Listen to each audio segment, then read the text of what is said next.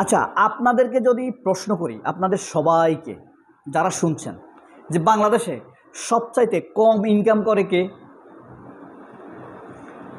মানে কোন পেশার লোকেরা সবচাইতে কম ইনকাম করে?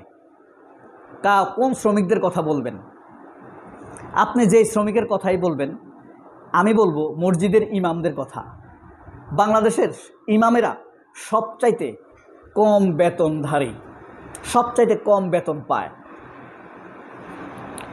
এই যে গতকাল মহা মে দিবস গিয়েছে, অর্থাৎ শ্রমিক দিবস গিয়েছে, আন্তর্জাতিক শ্রমিক দিবস।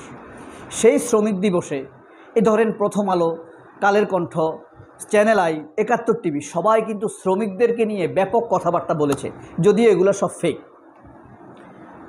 ইমামদেরকে নিয়ে কেউ কি কোনো কথা বলেছে যে ইমামরা এত কম বেতন পায়, এত মানবেতর জীবনযাপন করে?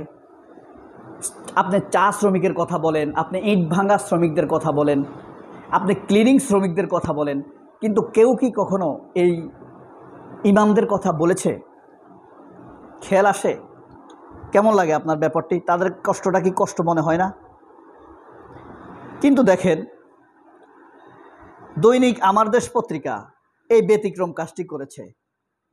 এই যে দেখেন, দেখতে পাচ্ছেন কি লিখছে এখানে?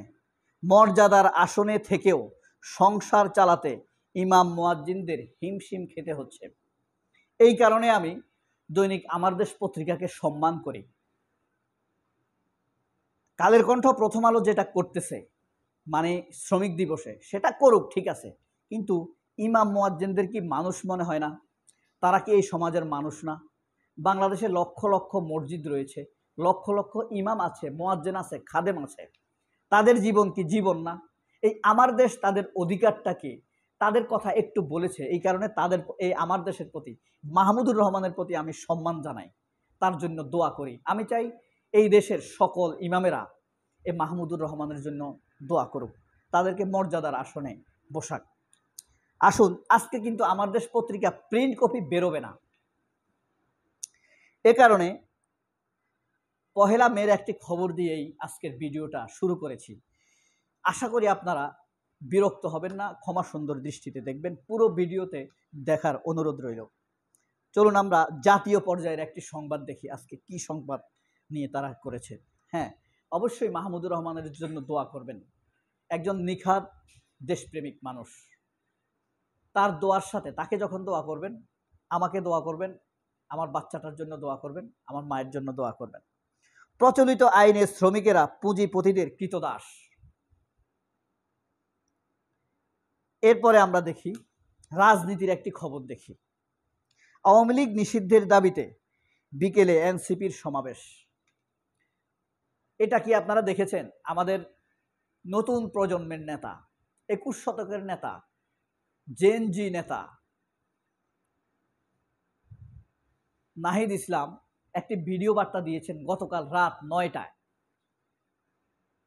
সেখানে তিনি বলেছেন, আজকে জুমার পরে বাইতুল মোকাররমের দক্ষিণ গেটে আওয়ামী লীগ নিষিদ্ধকরণ দৃশ্যমান করা, আওয়ামী লীগের বিচার, দলীয়ভাবে আওয়ামী লীগের বিচারকে দৃশ্যমান করার জন্য ঢাকা মহানগর এনসিপির উদ্যোগে একটি বিক্ষোভ হবে। আপনি বিএনপি করেন, জামাত করেন, কোনো সমস্যা নাই। আপনি যদি চান যে আওয়ামী লীগের বিচার হোক, তাহলে দলে দলে এই সমাবেশে অংশগ্রহণ করুন, সমর্থন জানান। ভবিষ্যতে যেন কোনো মানুষকে কেউ এভাবে হত্যা করতে না পারে। হত্যা করলে বিচার হবে, এই মেসেজটি যেন সবাই বুঝতে পারে। কেউ যেন ভুলে না যায় আমি আইনের ঊর্ধ্বে বা আইনের অধীনে। দুঃখিত। আমি আশা করি আপনারা সবাই উপস্থিত থাকবেন।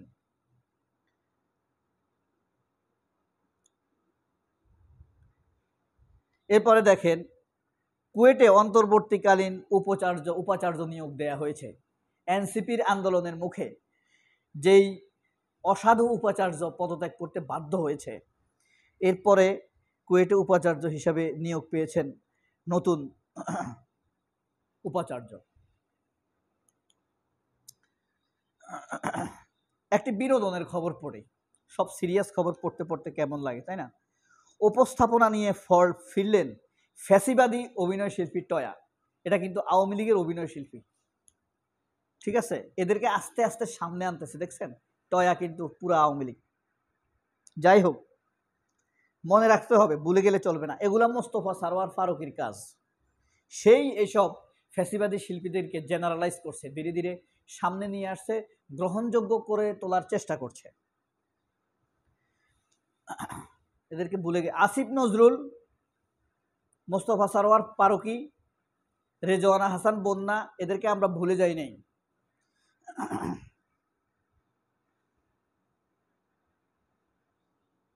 কোনোভাবে ভুলে যাওয়া সম্ভব না।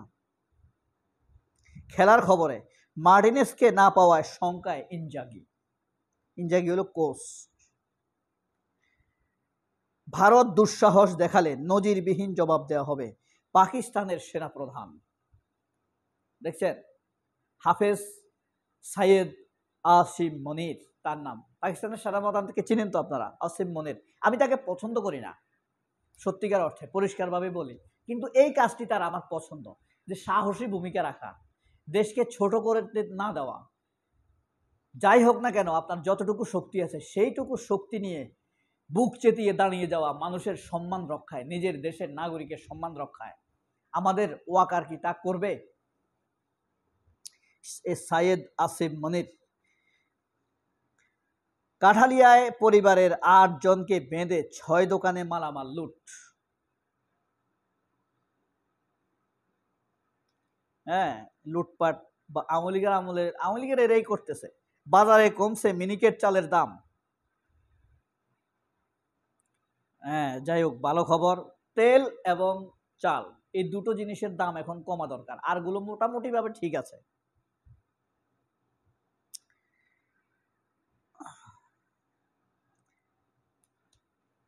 সর্বশেষ যে আলোচনাটি আসলে করতে চাই, মূলত আমার দেশের ব্যানারে এই আলোচনাটি করা,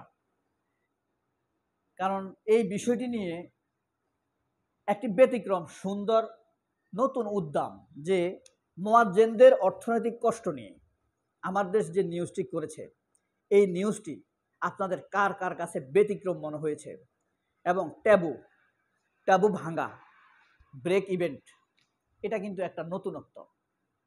আমার দেশ এই নতুনত্বের জন্য বিপুল দোয়া পেতে পারে, সমর্থন পেতে পারে।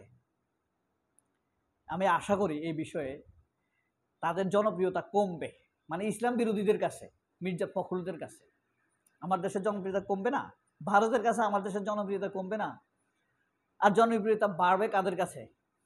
আমাদের মতো সাধারণ মানুষদের কাছে। সাধারণ মানুষই আমার দেশের শক্তি, তাই না? এতে কি কোনো সন্দেহ আছে? যার শক্তি সাধারণ মানুষ, তার বিনাশ নেই, ক্ষয় নেই। সবাই অনেক ভালো থাকবেন। আল্লাহ হাফেজ। আসসালামু আলাইকুম।